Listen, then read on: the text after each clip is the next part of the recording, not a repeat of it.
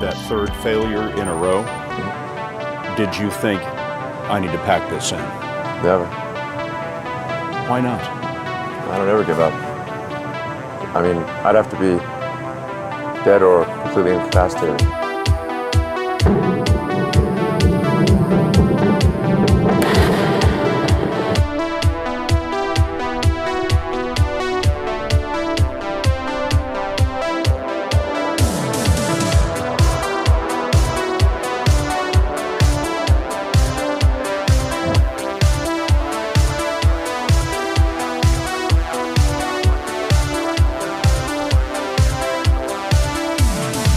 There are American heroes who don't like this idea.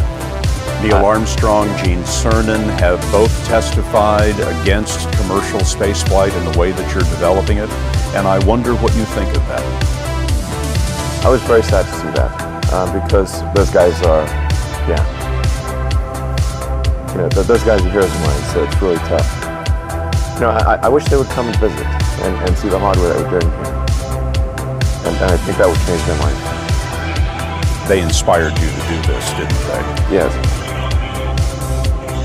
And to see them casting stones in your direction. It's difficult.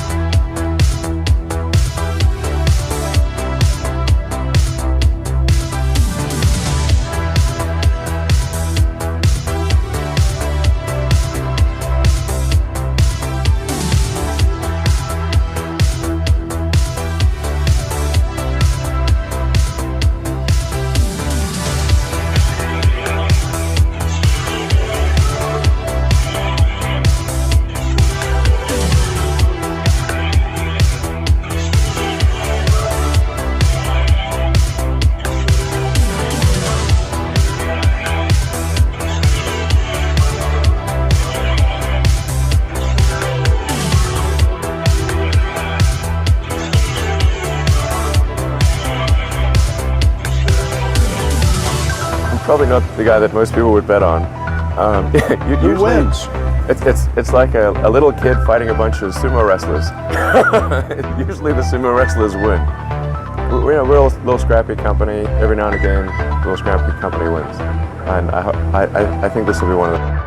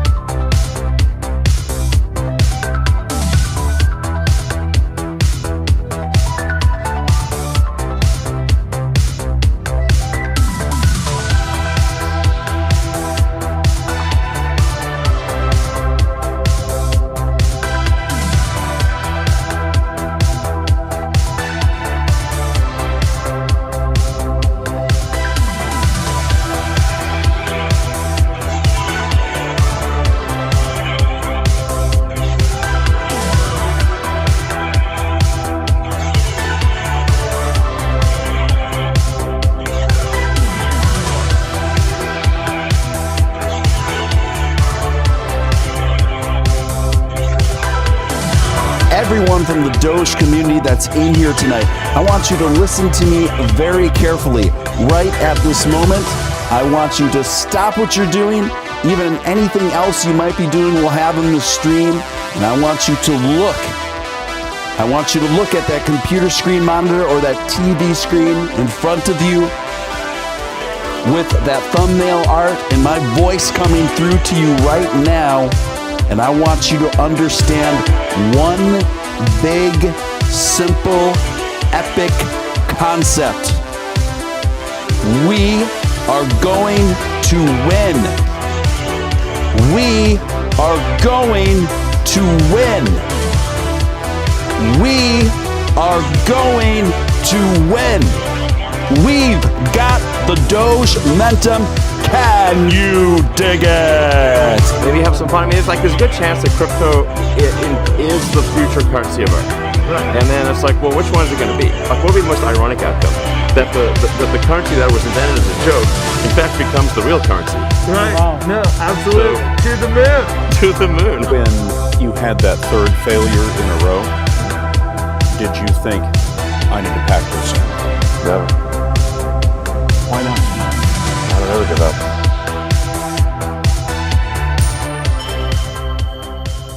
Hey, what's going on, guys? What's going on? This is your man, Real Deal, Steele, coming to you live this Monday night. Good to see you guys. It's been a few days, but it's good to be back on the air. Good to be back with you fine people. Thanks for sticking around for an extra late edition of Steele Live. My workload has just been such that this is the earliest, believe it or not, I was able to put together a show and get on the air. Pardon the mess on the screen. I'm just sizing a few things proportionately. But yeah, I got a cool show lined up for you guys, and I'm glad you could join us here. We got Crypto Tank Girl in the chat. We got Donnie DeVille, Alan Schneider, Luminal, Scott Herforth, Zombie Doge Army, me and you, Miles G Investments. Good to see you, Miles. Hector the Dude. Who else? Hump Deezy, the Hump Deezy, RW as well. And some others just kind of coming on the scene as well. Welcome, guys. If I could ask you to hit that thumbs up, I'd really appreciate it. It goes a long way. And also, if you're new here, I'd like to personally welcome you. You're watching Steele Live. I am Steele. It's great to have you here. Great to have you here. Feel free to subscribe and join our awesome little community here. And lastly, if you feel compelled to super chat anywhere throughout the duration of this episode, that's obviously hugely appreciated for the time and efforts put in. And without any further ado, I'm just going to get down to it, boppers. Get down to it. So, I'm just going to lead into the big story of the night, the title story. And that story is, behold, the era of Floki. Musk is upon us. Yes. What happened yesterday? What happened, guys? The myth, the man, the legend himself, Elon Musk, took to Twitter to announce that he finally picked out the Shiba Inu pet that he had been alluding to for so long. And it came in a very high resolution, adorable sleeping picture of the one and only Floki. And it just occurred to me that in the title and in my thumbnail, I have Floki.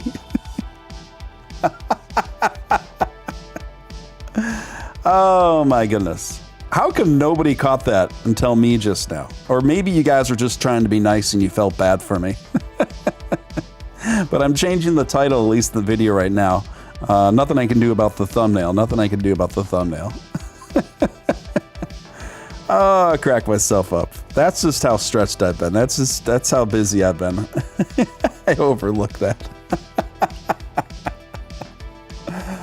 Oh, Floki. Low-key.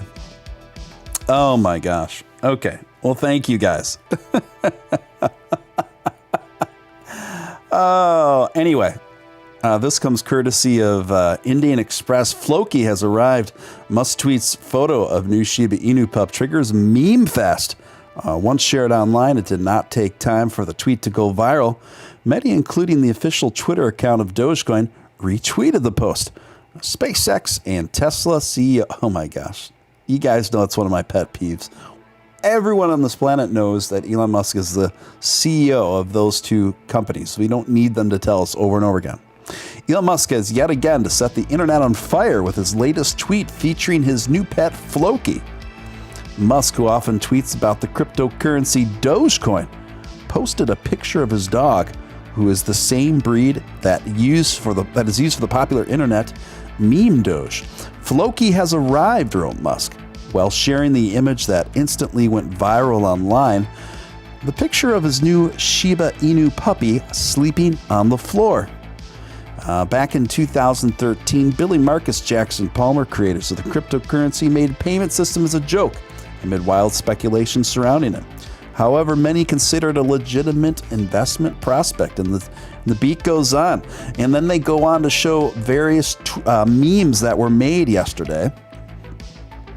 And guess who is in that mix? The official Dogecoin page, Viv, of course. She's in it. And then your man, real deal, Steele. He's in the mix too, of a meme that I made patterned after the Lion King. So that's pretty cool. So I kind of made the news a little bit there. Kinda. I wouldn't say that counts, but it barely counts. Let's see. Got busy eating pizza. Ramon is eating pizza. Ramon is eating pizza. Mikey Dembo. Loki taking Dogecoin to the moon. Yes. Loki and Floki are taking it to the moon, guys. We must protect Floki at all costs. I completely agree. Swift Pilot, welcome. Low-key music does have a nice ring to it. I agree. Golden Greaser, welcome, Golden Greaser. Can you dig it? Yes, I can, my friend. Yes, I can. Next, and anyway, before I get on to the next news story, I do have some thoughts on this. Listen, if anyone has been doubting the dedication and the interest of Elon Musk in Dogecoin at this point, you shouldn't be. I mean, this is major. Think about this. Elon Musk's fascination with Dogecoin is so extensive that he's actually purchased a pet, a Shiba Inu. He actually purchased the real-life mascot of Dogecoin and made him a part of his family. This is big. This is major for a few different reasons. Because this isn't the last time he's gonna post about Floki. Floki is gonna be make semi-regular appearances on social media and Twitter.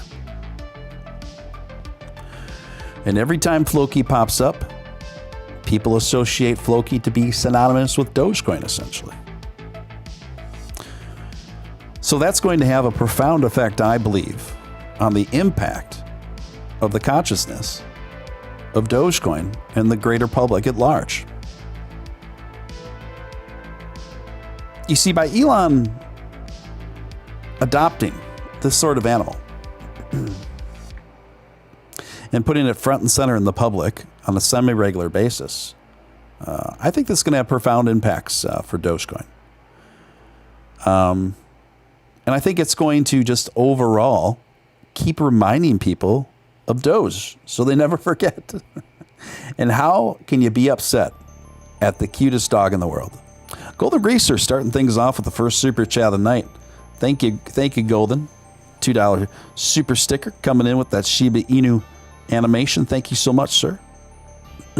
Jessica Bolts, welcome to the fold. Good to see you. Good to see you guys. So you guys, this is huge for Dogecoin. The era of Floki is upon us.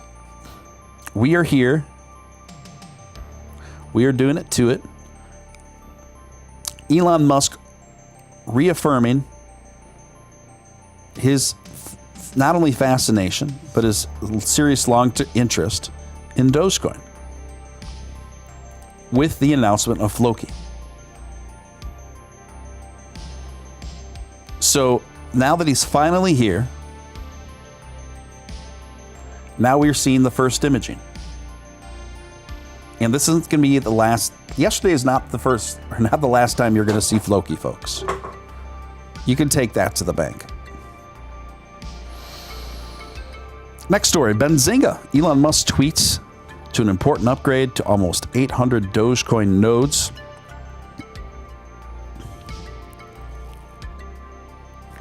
In the September 11th tweet, Twitter user Doge Whisper said, Elon Musk told me it's important that we upgrade our Dogecoin nodes.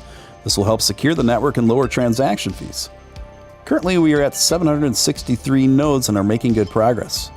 If you have an old node, upgrade to the newest version. The more new nodes, the better. In June, Musk had said that it was important to support the Dogecoin fee reduction. At the time, he was reacting to a proposal by Doge developer, my friend, Ross Nickel.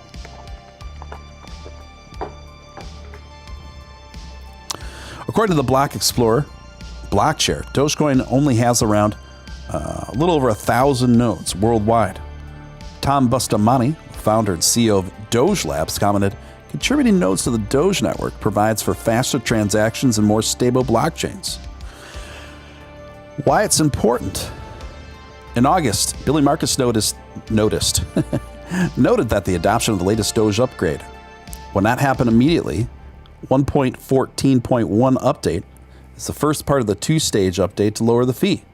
It is in the follow-up release to fee lowering would be implemented. The latest Doge upgrade is intended to reduce transaction fees for Doge significantly. The low transaction costs should lead to more and more companies adopting and integrated the meme cryptocurrency. All right. Is anyone here running a node?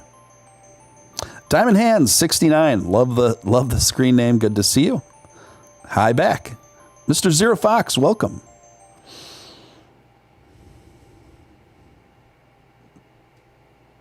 Send nodes. Yes, that is the new that is the new term. Send nodes.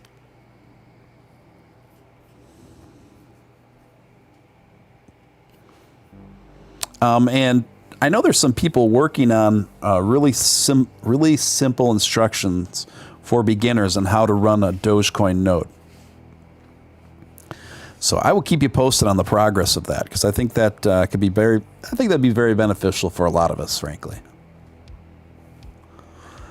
And the person that's kind of the persons that have been spearheading that effort, the names elude me right now. So, but that will be something I will be following closely. Will Dogecoin hit $1 by 2022? A new article by Benzinga asks, and it was a poll. So Benzinga does these weekly voting polls to kind of get their fingers on the pulse of the cryptocurrency community. And this last one was, will Dogecoin reach $1 by 2022? A brief history of the cryptocurrency reveals Dogecoin has been involved in a high number of public news stories, including its successful $50,000 fundraiser to send the Jamaican bobsled team to the 2014 Winter Olympics, after the athletes qualified but did not have the financial backing to attend. That's an interesting fun fact. That's such a fun one. Anyway, without further ado, here are the results of this last week's survey. Will Dogecoin reach $1 by the end of 2021? And the results are yes. 68.3% of respondents voted yes, Dogecoin will reach $1 by the end of 2021. And just 31.7% said no, Dogecoin will not reach $1 by the year 2021. All right, let's do a vote in the chat. If you think Dogecoin will reach $1 by the end of the year, press 1. If you do not think it will reach $1 by the end of 2021, press 2. Press 2 for no, 1 for yes, and we'll just tally up our own little micro vote here on Steven Steele Live. Yo, hey Max, Steven Steele sending love, came from Living with Lucy. Awesome. Good to see you, Max. Good to see you folks. Anyone else coming over from Living with Lucy's channel? Living with Lucy's, hands down, one of my favorite Doge-centric content creators. I think she's just awesome for the community. I have a lot of respect for what she does, and I just love her vibe. I just think she's great. Looks about 90% yes. 90% yes. People say that Dogecoin will hit $1 by the end of the year. Zombie Doge Army says very bullish. Overwhelming. It's overwhelming, about 90% there. And there's no wrong answer to that. And the few of you that voted no, I get it. Like, I get it. I'm not disparaging those of you who voted no. Like, I get it. Alrighty then. Odessa, Texas in the building. All right, Marco. Next story, guys. This comes courtesy of Reuters. Walmart says looking into fake press release on Litecoin tie-up. Did you guys hear about this? Walmart and Company said on Monday it was looking into how a fake press release announcing a partnership with Litecoin, which barely led to a nearly 30% gains in cryptocurrency, was issued by news release distributor Global Newswire. The fake press release touted the acceptance of Litecoin as an online payment by the world's largest retailer, led as a sudden spike in its prices, but the gains faded quickly after Walmart issued a statement saying the press release was fraudulent. Walmart had no knowledge of the press release issued by Global Newswire. And there's no truth to it. Walmart has no relationship with Litecoin, a company spokesperson told Reuters. We will work with the appropriate authorities to facilitate a full investigation, including any criminal activity associated with this matter, Globe Newswire said in an emailed statement. Separately, the Litecoin Foundation said in a Twitter post it had no information on where the news had originated. The foundation is a nonprofit organization that promotes the cryptocurrency and is run by a Litecoin creator, Charlie Lee, who told Reuters in an email that the hoax was being investigated, but little headway had been made. Charlie Lee, who is the creator of Dogecoin, you guys, said that he currently owned only 5 Litecoins and had little incentive to issue a fake announcement himself. Referring to a now deleted post by Litecoin's verified Twitter handle sharing a fake announcement, Lee said, "It's our mistake for retweeting using Litecoin." Isn't this curious? Isn't this curious that the creator of Litecoin only owns 5 of them? I think that is. I think that's curious. And it's just so random. Like, nothing against Litecoin, but it's not like Litecoin's known for having this enormous buzz and supportive community behind it. Not that I think Litecoin looks decent over a long period, over a long-term, as a long-term investment. I'm not suggesting at all. In fact, I think it's likely that it is, but it's just interesting that of all the fake press releases someone decided to do with Litecoin, it must have been somebody who's heavily invested in Litecoin. That's all I can say. Or somebody that bought a bunch and shorted Litecoin. Who knows? Jessica says, yeah, apparently the site they used allows anyone to release a press release. Good to know. YouTube just now suggested you, but I've been online 2 hours. Better late than never, Captain Jack, but thank you for that information. Let me know. Swagmaster, I just subscribed. You and Living with Lucy are the best. Thank you so much, Swagmaster. And welcome to Steven Steele Live. We got an awesome community here. Feel free to mix up on the chat. Everyone here is really, really friendly and supportive. So good to see you. Good to see you. Welcome everyone that's coming over from Living with Lucy. I love Living with Lucy. She's awesome. So glad you could find your way to our neck of the woods here. RW says I loaded up on XRP today. Once the SEC clears Ripple, should do very well. Yeah, I think XRP, once it gets out of its its legal embattlements with the SEC, once the SEC stops harassing them, essentially, I think they'll be pretty well positioned. Yeah, I think XRP is very well positioned long term.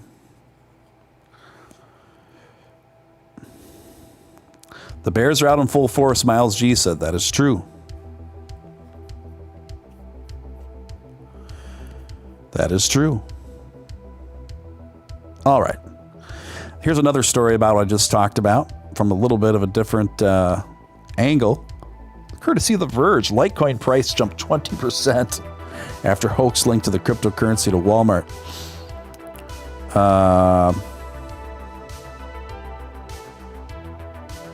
David Please, Vice President Investor and Public Relations for Globe Newswire, said in an email to The Verge that this has never happened with this company before.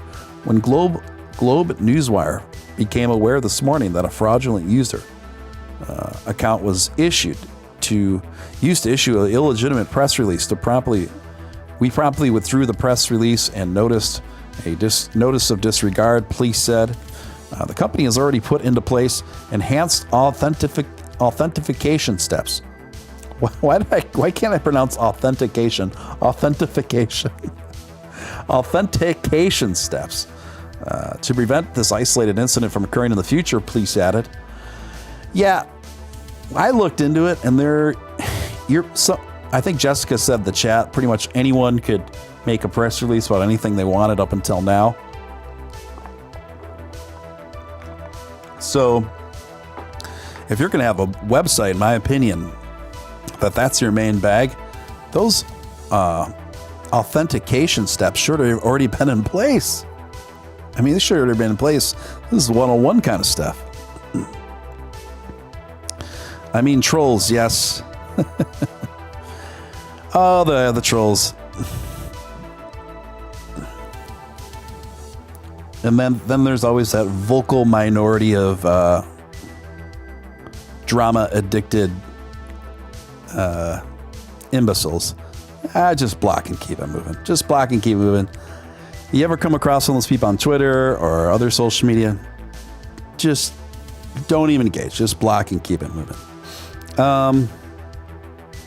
Next story. Shark Tank's Kevin O'Leary slams Ethereum speed, touts $1 trillion opportunity in Bitcoin, calls for U.S. regulation in a new interview. Kevin O'Leary told CNBC that Ethereum's network speed was too slow and called for U.S. crypto regulation. Bitcoin could see inflows worth $1 trillion if regulators classify crypto as an asset and proved an EFT, he said. Or ETFs, he said. O'Leary said people didn't want to be cowboys and fall afoul of regulators by investigating in crypto. The Shark Tank investor Kevin O'Leary said Ethereum was too slow, called for securities, the SEC threat to sue Coinbase, a slowdown in regulation. Mr. Wonderful called the U.S. regulators to set up some rules for the crypto market, saying people don't want to be cowboys. Yes and no, Mr. O'Leary. I will get to what I think about these quotes momentarily.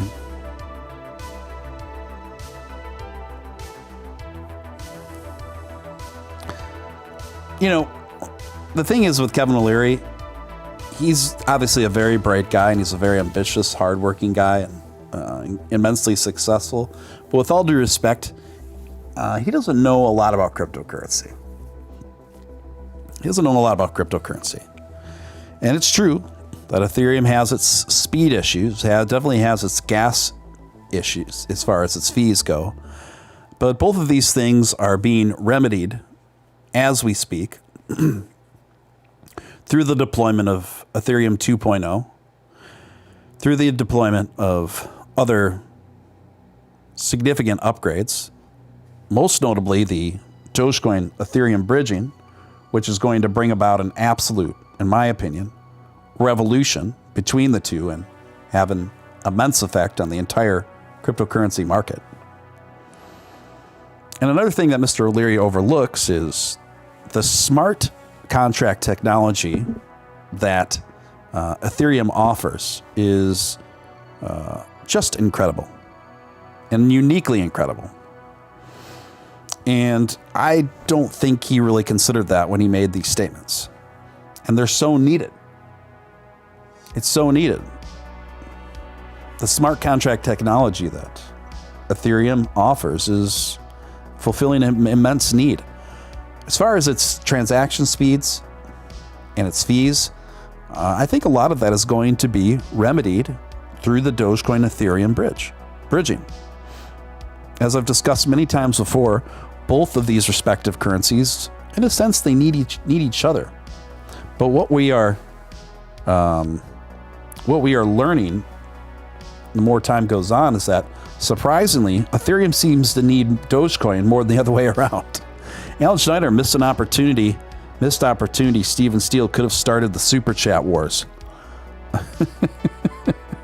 Well, my bills sure could use a Superchat war. No, either way, I love you guys. I'm just kidding. I mean, I'm not kidding that they could use it, but I'm kidding that what I'm saying is whether you Superchat or not, I'm thankful and I'm happy that you guys are here. Don't feel any pressure, guys.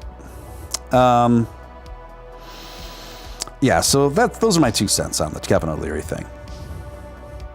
All right, next story here.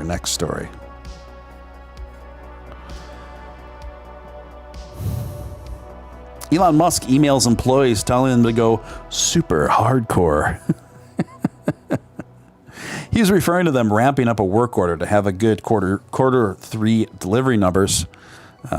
Elon Musk is notorious for the company-wide emails that he sends, and the most recent of these focuses on asking staff to work harder than ever in order for the company to deliver a satisfactory number in vehicles in the third quarter. Musk sent this email because global chip shortages have forced the manufacturer to deliver vehicles with some components missing, with the promise that they will be installed and available. He reiterated the fact that Tesla's biggest ever delivery push in the company's history by saying this was the biggest wave in Tesla history. Yeah, and he tweeted out something about this to this effect about something about POV hardcore in relation to the Tesla manufacturing. And I had responded to his tweet by saying something to the effect of, I Googled POV hardcore, but Teslas are not what showed up, Mr. Musk. Golden Greaser coming in with a $5 super sticker. I love it. Every Shiba Inu is kung fu fighting. Thank you, Golden Greaser. Appreciate that, man. Appreciate it.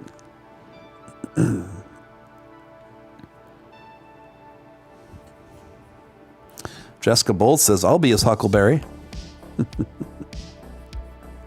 All right, next story. This one comes courtesy of Futurism.com. Scientists suggest building Mars base out of astronaut blood. Yes, you've heard that right. Let me read that headline one more time. Scientists suggest building Mars base out of astronaut blood. Yeah. Scientists at the University of Manchester have come up with a macabre way to turn Martian soil into a stronger material for the construction of future colonies on the red planet. Specifically, they suggested mixing human blood, urine, sweat, or even tears with the moon or Mars dust to form a glue that could be used to build or 3D print entire buildings.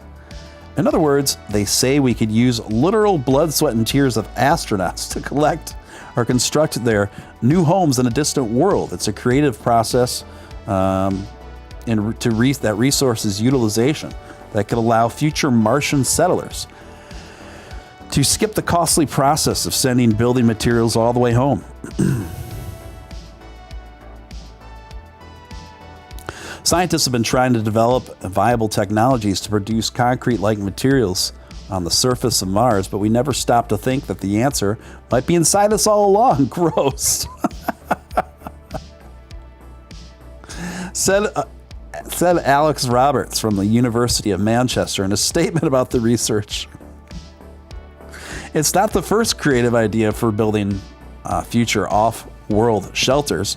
Other researchers have proposed we could use insect polymers, human urine, and even mushrooms. Boy, this gets just wilder and wilder, doesn't it? So our blood, urine, sweat, and mushrooms. Apparently those are the secret ingredients. Jason Huffman, fine. Super chat war, anyone? Thank you, Jason Huffman. 1, 2, 3, 4. Jason Huffman declares a super chat war. Oh, man. Let me get back to this story a little bit. The team's calculations suggest 6 astronauts could generate over 1,100 pounds of the stuff over a 2-year mission, potentially expanding available housing by 1 additional crew member each mission. The idea of using astronauts' bodies to construct shelter, has almost a poetic ring to it. Furthermore, our spacefarers are already be putting everything on the line to travel to Mars and eventually turn our species interplanetary. After all that, what's a little blood, sweat, and tears? Waka, waka, waka. Waka, waka, waka. Wild stuff, guys. Wild stuff. And the next story, I'm going to turn to Dogex. I'm not going to spend a lot of time on it because I've been talking about Dogex a fair amount lately.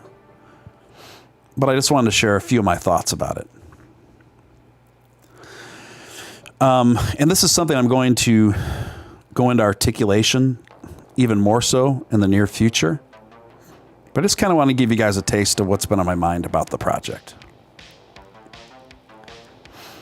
I think it's worth and important me kind of explain a little bit more.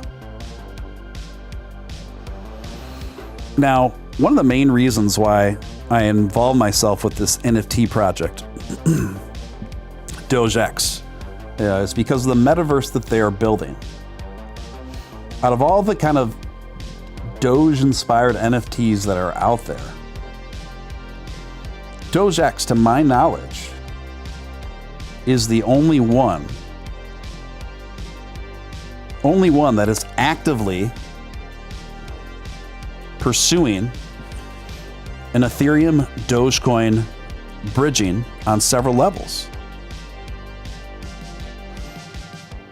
And this is ultimately going to be a great catalyst to push large NFT exchange platforms to accepting Dogecoin.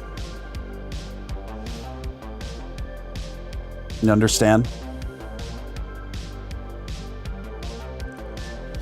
So with that being said, that's something I'm very passionate about.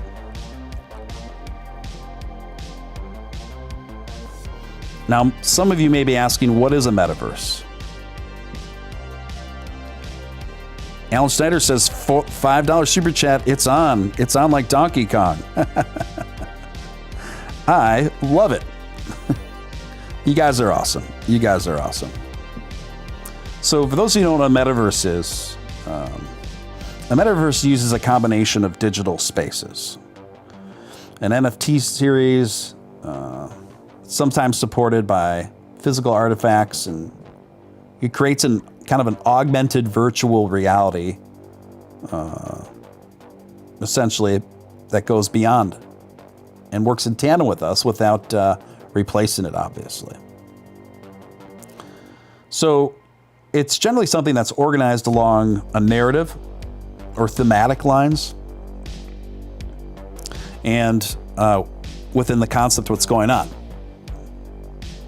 So, there's a ton of plans. Like I'm not at liberty to get into the details, but the depths of the metaverse that Dogex is building right now is very, very substantial. And the reason why I'm so on board with the project is because they are so passionate about it, leveraging it to help and advance Dogecoin. So it's kind of like a win-win. Now, to my knowledge, none of the other Doge-centric NFT projects that have been brought forth are doing any of that for Dogecoin. Now, another thing too, when Dogex first launched, they went directly to various Dogecoin content creators and directly to the Dogecoin community for involvement.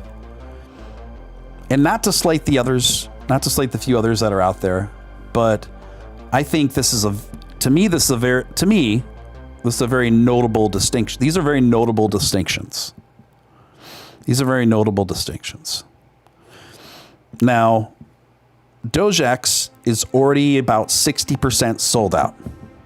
And considering we are in a super red bear market, and considering on launch date the gas fees were astronomical, I think this is very good. I think this is very bullish. Not to mention the next time Doge starts running up, I think consequentially the value of Dogex will reflect that. And so, given the current trajectory that Dogex is on for minting, right now Dogex is minting about 400 a day, which is very good. Particularly in context, it's very good. Now, on that current trajectory, the Dogex NFTs will be all sold out and minted in about a week. Maybe less, but in about that. And once they're gone, they're gone. Once minting has happened, they can't re-minted.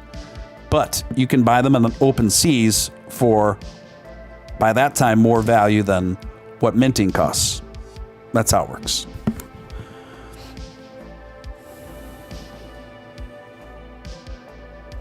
Crypto Tank Girl, I can't afford Dogex. Guys, let me be clear about something. If you can't afford something, don't feel bad about it. Just because I'm talking about it and I love it, don't feel any pressure to buy it if you're under financial duress. That's not what I'm here to do. But thank you, Crypto Tank Girl. And sorry you're going through a lot right now. I read a little bit in the Steven Steele Discord group. Link says animal blood has been a known ingredient in concrete dating back to ancient Romans, who discovered it completely by accident. That blood mixed and actually produces more durable concrete. That's wild. I didn't know that, Link. Thank you for adding that. Kyle says the Dogex metaverse is going to be insane. I agree. I've seen the plans for the Dogex metaverse. It's going to be wild. It's so deep. It's so deep. It's so exciting. Rodrigo says, and I got a total of 5 Dojexes. Thanks for the introduction, NFT. Awesome. I right now have 6. And I'll probably mint one more before it's all done. Within the next 2 days here.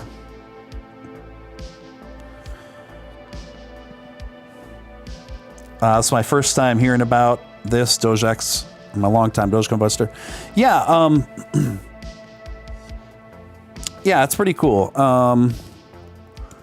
If anyone's interested in minting Dogex, it's actually not too difficult. You download, if you don't already have a MetaMask wallet, you download MetaMask and download on your phone. And you load up some Ethereum on the MetaMask wallet. And then you then you go to the Dogex website. Then you connect your MetaMask wallet to the Dogex website. And then you just mint it. And minting means you're purchasing.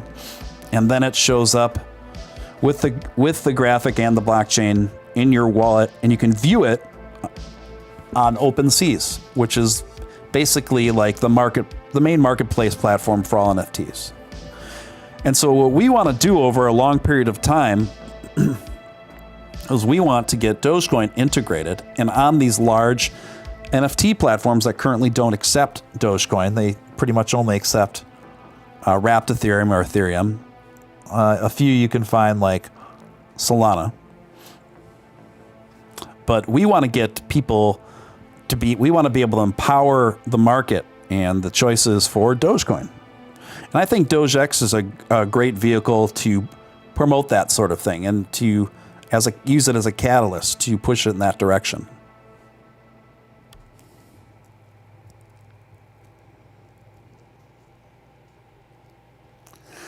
Plus, it's a great community. Anyway, you can look up Dogex on Twitter and give them a follow. If you want to go straight to the website, I got it put a link in the chat there. $2 super chat from Ellen Schneider. My cats made me super chat. Super cats make me super chat.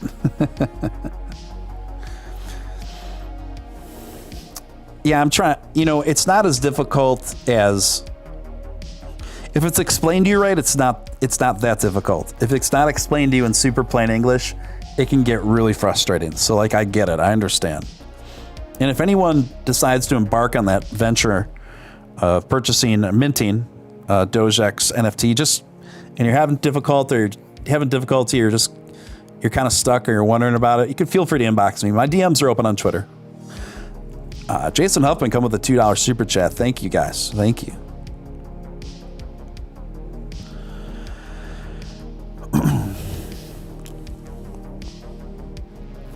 Anybody catch wind of the gala? The gala ball today? With all the important people? I feel like Twitter and social media was just shoving that down our throats so hard today, so heavy-handedly. I couldn't go anywhere on social media without the platform's algorithms pushing all these celebrity outfits in my face. Yeah, and I know they say it's for charity or whatever, but we all know this is a big elitist circle jerk. I mean, let's just be honest here. An excuse to have a big fancy party. And that's cool. I don't have a problem with that, but the idea that's done under the veneer of just this super altruistic, selfless endeavor to me is, it's just ridiculous.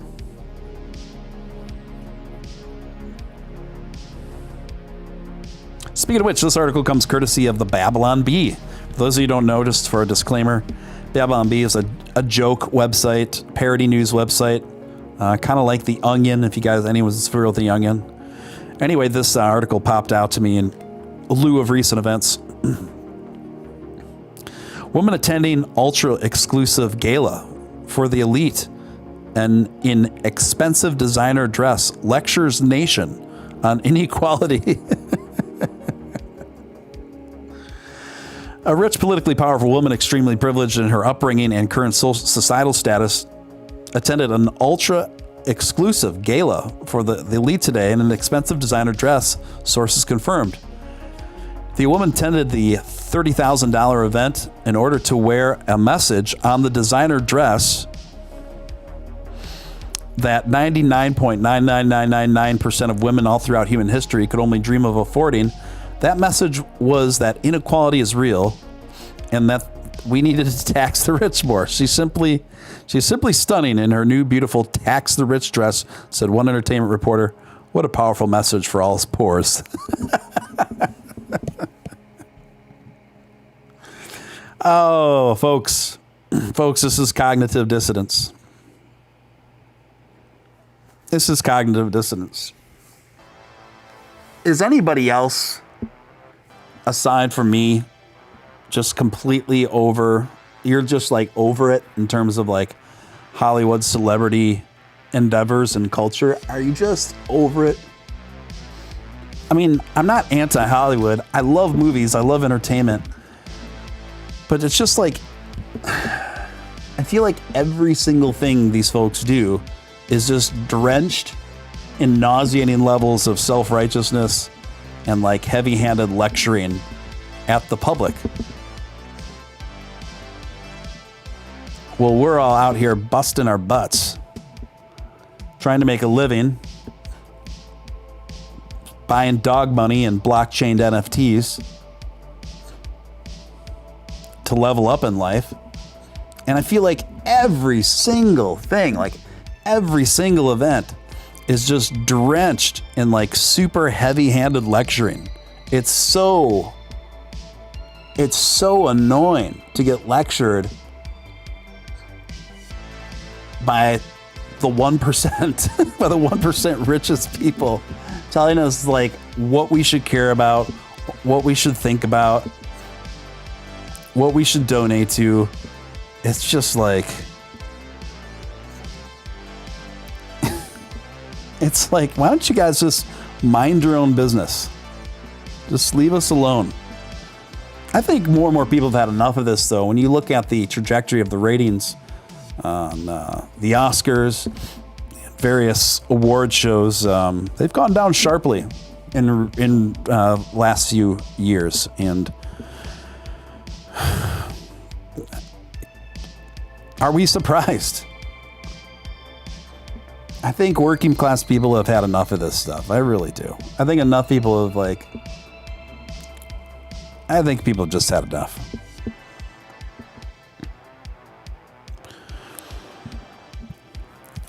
Jessica Steele is also a big movie nerd. This is correct. This is correct.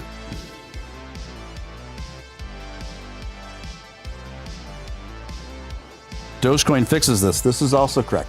Who was that? Does anybody really like... who's that late night English talk show? Kind of a pudgy guy. Not that I have anything to talk about. I'm definitely rocking a dad bod these days. But James Corden. Does anyone think James Corden's truly like funny? Like funny?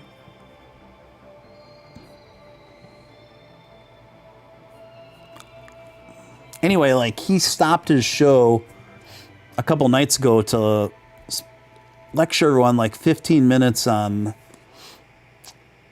some guy that got charged for murders back in the day to get out of jail, get off of death row or something.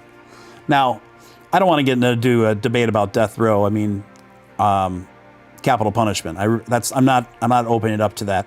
I think you can make very reasonable argument against capital punishment, but to assert that, to stop his late night show and to tell people to donate because he's so certain that this one guy didn't commit the atrocities that the people that of eliminating people that are no longer with us. I don't know, man. It's just struck me as pretty audacious. Anyway, speaking of James Corden, check this out. This just came in today, or yesterday. James Corden is granted temporary restraining order against a woman he alleges wants to marry him. What a strange story. James Corden alleged in court documents that the woman harassed him and his family for months. Who is this woman harassing James Corden? Who is this woman that desperately wants to engage in procreation with James Corden? Corden alleged in court documents that the woman, 30, camped outside his Los Angeles home for around 6 days and only left when authorities arrived. Authorities confronted the woman, who allegedly spent several days with Corden, and they had plans to go to Vegas to get married. Court documents allege that the woman believes Corden's wife stole him and that she can be with Corden once his wife gets out of the picture. This is like a Lifetime movie. Can you imagine a Lifetime movie starring James Corden? I couldn't imagine anything more both entertaining and nauseating simultaneously. I think I'd watch, and I would think I'd be amused and sick both at the same time. But this is the ideal Lifetime movie. This is like the quintessential, stereotypical Lifetime movie plot.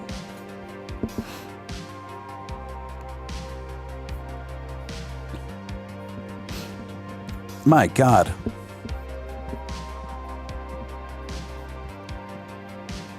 I just want to know who this woman is. that wants to so desperately be with him.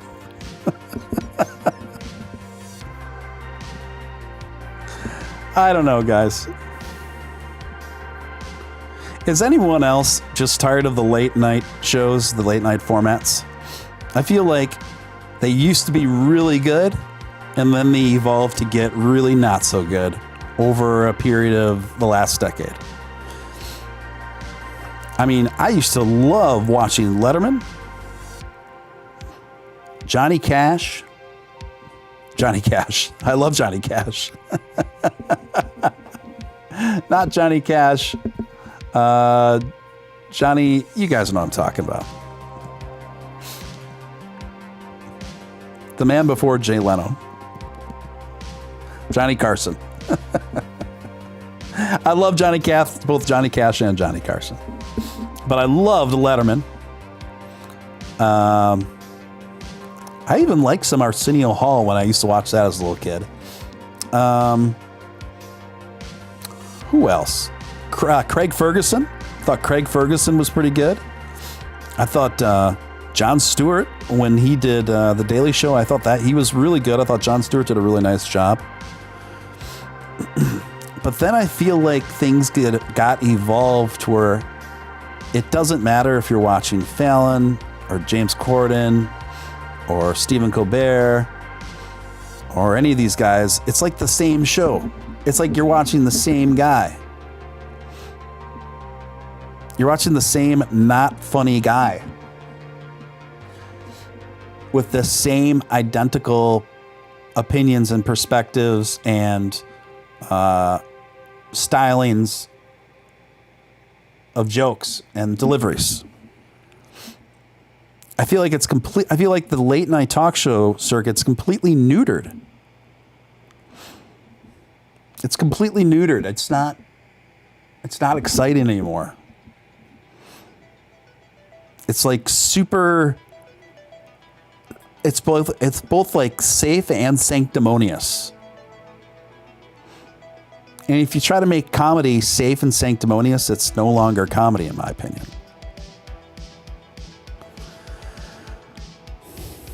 And I don't know what the heck happened to Stephen Colbert. I used to love Stephen Colbert on the Colbert Report back in the day. Anyone remember the Colbert Report on Comedy Central?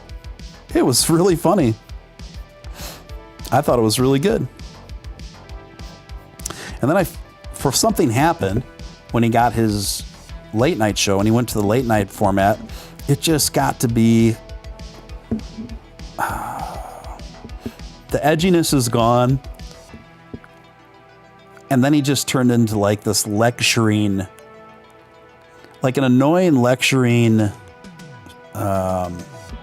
student counselor. That's what I feel like Stephen Colbert is evolved into.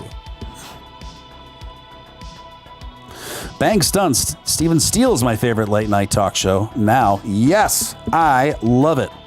I love it. I love it. Thank you. Appreciate that. And that was actually a point I was kind of getting to, where I think more and more people are turning off mainstream media. They're turning off the conventional sources for entertainment. They're turning on independent content creators. They're finding them on YouTube. They're finding them on other alternative platforms. And that's how more and more people are becoming entertained.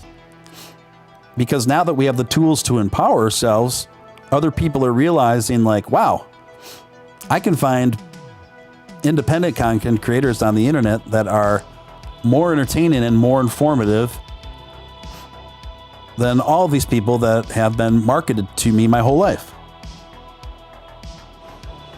And that is something that scares the establishment tremendously.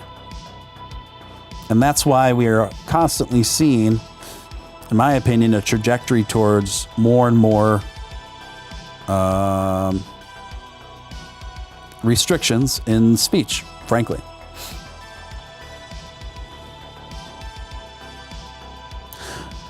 John Oliver. I haven't watched John Oliver in a while. HBO. Yeah, he can be good. They need to give Dave Chappelle. I would definitely watch a Dave Chappelle late night show. I love Dave Chappelle, man.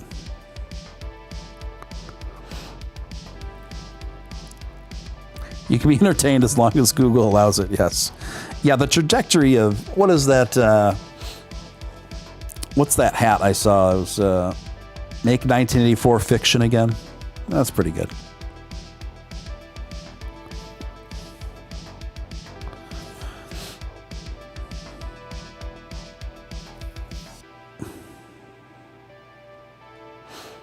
Kyle says, I don't even pay for cable anymore, just Netflix, Hulu, and YouTube. Me too. Me too. Does anyone in here watch cable? Does anyone in here have a cable subscription anymore? Cable has become just so increasingly irrelevant and antiquated, it's ridiculous. I would rather just, half the time, I just scroll around on YouTube on my flat screen TV, and I just dial in some of my favorite shows. I watch Miles G. I'll watch Final Stand. I'll watch Crypto Batman. I'll watch Living with Lucy on my TV.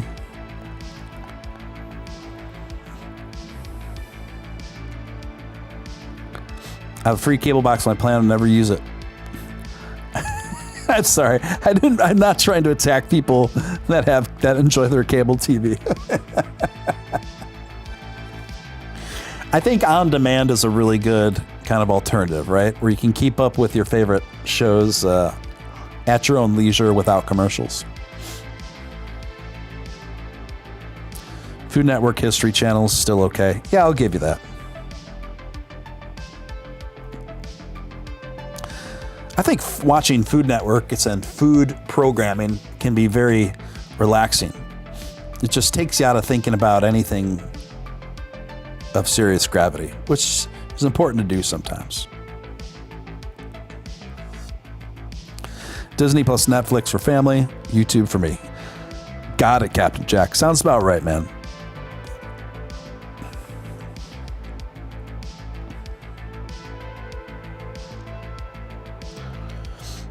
Man, I mean, I don't have any children that I know of, but if I did, I would. I'd have pretty strict rules about what my kids could watch. I'll tell you. Not to sound like I never thought I would say stuff like that, but I feel like stuff's gotten so ridiculous in some regards that you got to keep an eye on it. You just got to keep an eye on it.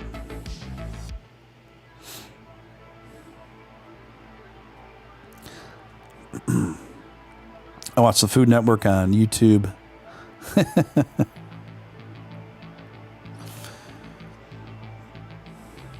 Plex. I like Plex. Someone gave us a shout out to Plex.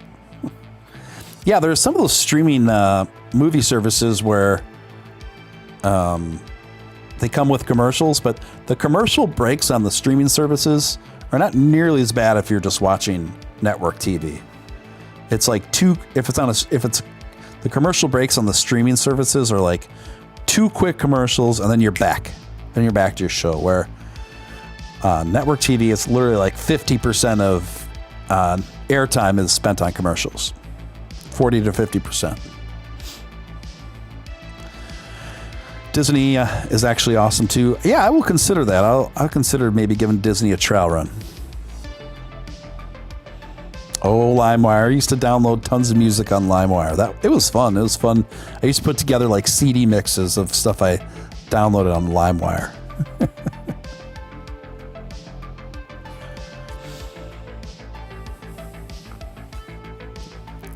Oh, yeah. But we got on quite the tangent here, didn't we, folks? And that's okay. It's okay to do that sometimes. I wouldn't have it any other way.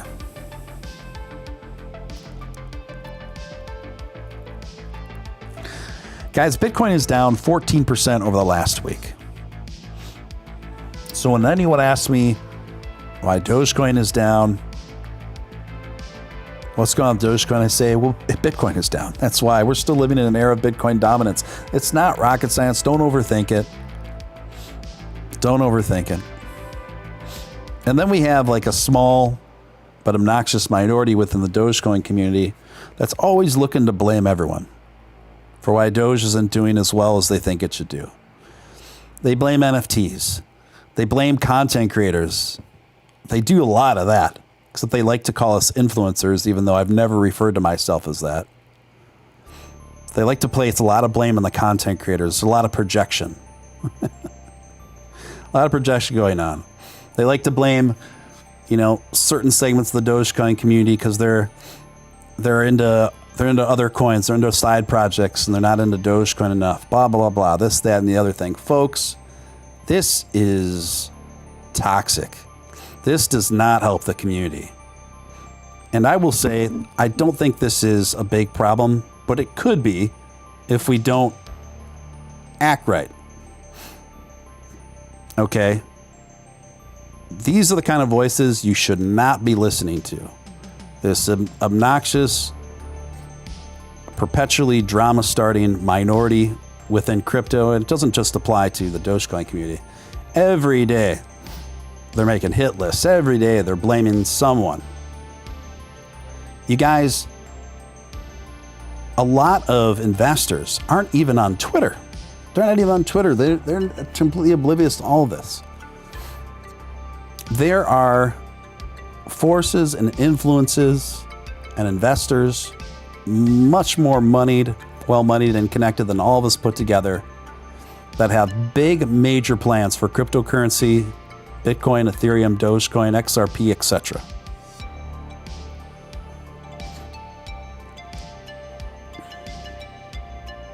We are in red September. September has been red for the last 4 damn years. This is nothing new. Every time the market goes bearish or things trade sideways for a while, some people, most people not, but you start to see circular firing squads go into effect. Now, isn't that the stupidest thing you've ever heard? Blaming the other people that are also invested in the thing that you're invested in for why your investment isn't doing well, or why isn't doing as well as you think it should on the timeline that you think it should. That is so silly. Those are the last people you should be upset with. And then blaming content creators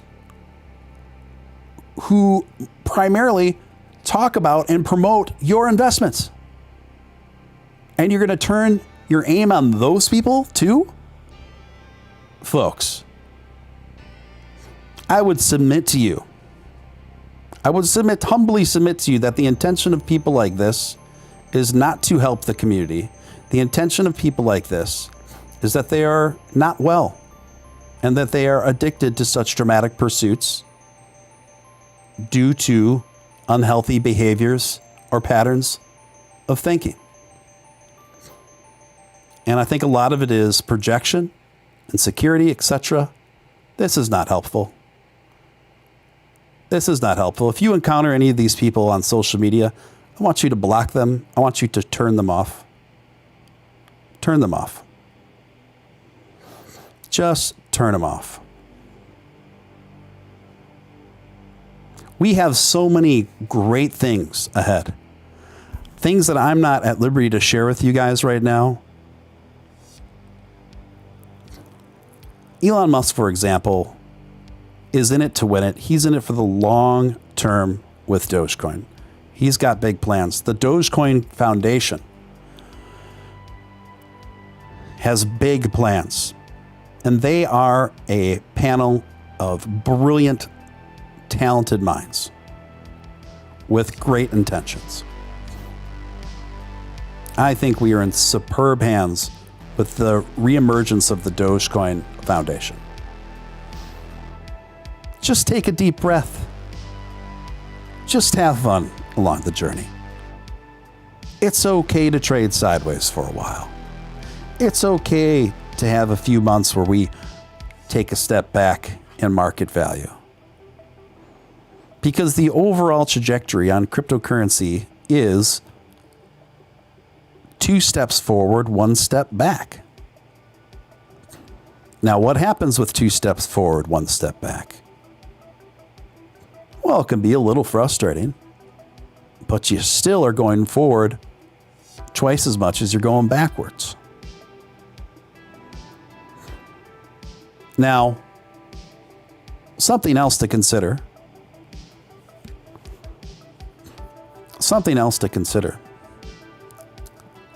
To be clear, Jessica, I'm not calling for the cancellation of anyone. I don't want anyone to get banned and deplatformed or canceled or shut down. Even though that's what some of those people desire for others. That's not what I desire for them. I'm just saying it's best to just not engage and to just use the block button on your personal Twitter or whatever the other platform is. Honestly, these folks do not deserve your, are worthy of your time and efforts and attention. So I tweeted something out that made the rounds pretty good yesterday morning, and I'm pulling that up right now, folks. And it was this. By the way, has anyone started watching my short videos? You actually know what I look like now? I'm not a catfish. Has anyone gotten a chance to watch my short videos? Should I keep making those, or should I just stick to the podcast? Let me know. Let me know if I should keep making them or just spend more time on the podcast. I won't be offended either way. I'm just kind of feeling it out. Anyway, I tweeted this out yesterday morning, and I said this. Since 1 year ago today, Bitcoin is up 342%. Ethereum is up 814%. Now, you ready for this? Are you ready for this? Are you ready for this? Are you ready for this? Dogecoin is up over 8,600%. Hello. Say what? Yes. If you go back 12 months ago from right now, Dogecoin is up over 8,600%. Now, does that sound to you like a failed project? If you started a business 1 year ago today, and your sales had increased nearly 9,000% from the first few months of launch, would you consider that a success or a failure? Would you consider that a success or a failure?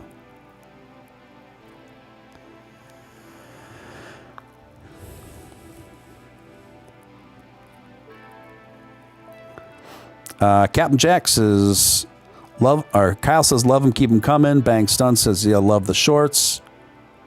Rodrigo says, love it. Captain Jack says, shorts are pretty cool. Alan Snyder says, they're cool.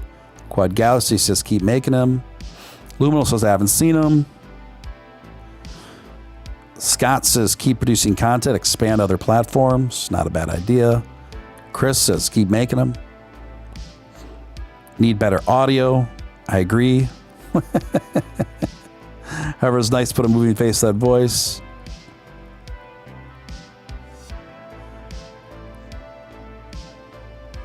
I'm up over 7,000% on Dogecoin.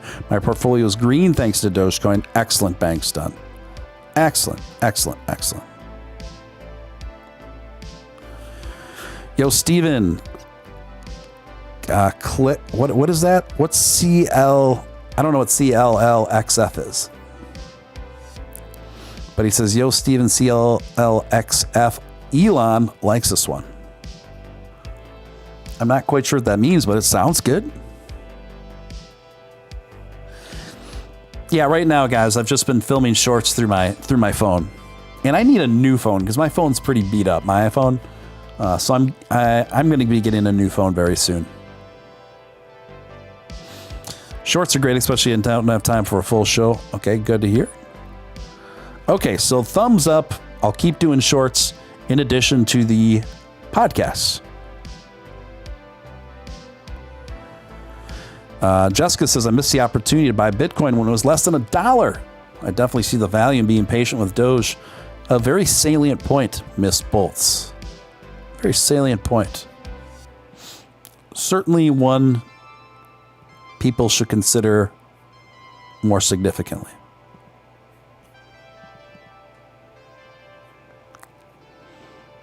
Absolutely.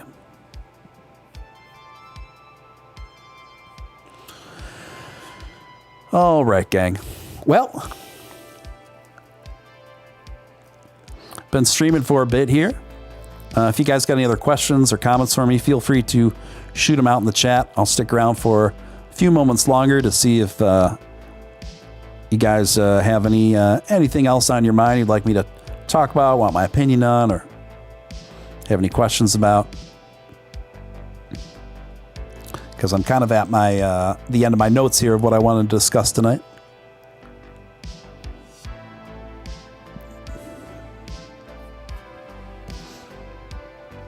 But I think we've got a lot to be encouraged by, guys. I think we have a lot to look forward to.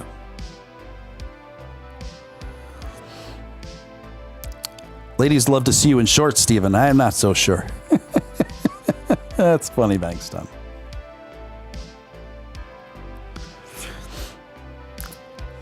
Tazos and Mayota are killing it. Yeah, I haven't followed the second one that much, but Tazos is definitely running it up. Definitely running it up.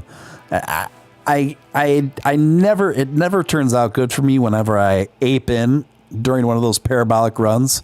I've always got left holding bags at the top, and then it comes down the next day.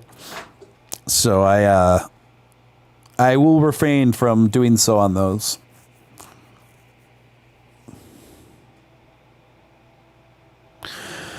Audio Frequency asks, do you know what these phases that Dogex keep tweeting about? Yes, I'm more and more familiar with them each and every day. Let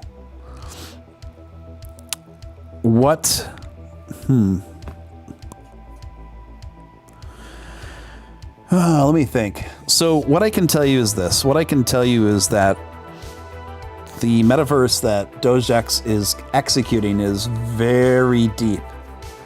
The stories, the narratives, the clues, the nuances, the rollout of associated products that are going to be free to NFT holders and are pretty extraordinary. I haven't seen anything quite like it. I'm genuinely very excited about the project.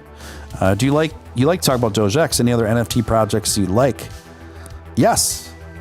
Though I will say this, it is difficult for me to find NFT projects I genuinely like. Just because everything's so flooded, and there's so many NFT projects that look super derivative of each other, and to me don't have enough of like a backstory or it's not gritty enough or distinct enough to really draw me in. See, one of the things I really like about the Dogex line is I like that the art isn't too super clean. I don't want it to be super clean. I think it's got some grit and some character to it, and they're really stinking cute on top of that. But one I don't see her here tonight, but I really like Celeste. Celeste is one of my mods here, and she's been a long time fan of this show. She does Sleepy NFTs. It's brand new, and she does these cute hyper pixelated NFTs of animals sleeping. I don't know. It's a simple concept, but I like it. It's simple but good, and I like the idea of only doing a line of pixelated animals sleeping with Z's and dreams above their heads. Jason Huffman just coming in with a $20 super chat. Thank you, Jason. Really appreciate that. Appreciate that so much. Thank you, Jason. Thank you so much.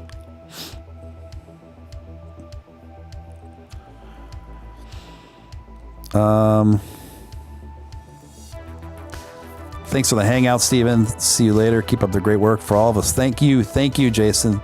Thank you so much for the support. I do like the story about Dojax on the Dojax website. It seems fun. I just wish it would update some. All of that's going to evolve and update. There's a lot more audio frequency. That's just kind of like the introductory to not overwhelm new investors. But the story and the narrative has been extremely well thought out.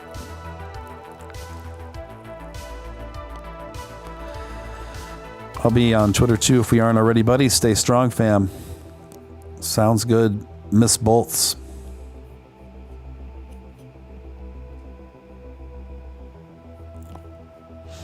Alrighty then. And I obviously love Bored Apes, but I'm not. It's outside of my budget. Gremlin, in regards to that, yeah, I wouldn't say that's my favorite aspect. And they're just on the entry level, the Doge Earths. But I will say this, that there is a reason deeper for that than we realize. Every detail, every accent on the Dojax NFTs, almost every one of their accents has a meaning and a story behind it. So as the story unfolds and the hints become revealed, all of those things and accessories will make a lot more sense. Put it that way, Gremlin. Zombie Doge Army says, give us all a Texas toast. There you go, Zombie Doge Army. All right, gang. Well, I'm going to wind this one down. I want to thank each and every one of you guys for tuning in. I appreciate you guys. Thanks again. You know where to find me on Twitter. If you don't... if you're curious about Dogex, just go look up Dogex on Twitter. Just type in Dogex, it'll pop up. And feel free to, I hang out at the Discord there a lot too. The Discord community is great. And it's just a fun thing to be a part of. Anyway, I appreciate each and every guys for tuning in. Thanks for hanging out. Hope you got a little something out of it. And we'll see you next time. If you're not already subscribed to the channel, put notifications on all, because I'm going to keep all those video shorts coming in right along with the the regular podcasts. So we'll see you soon, guys. Thanks again. This is Steven Steele signing out.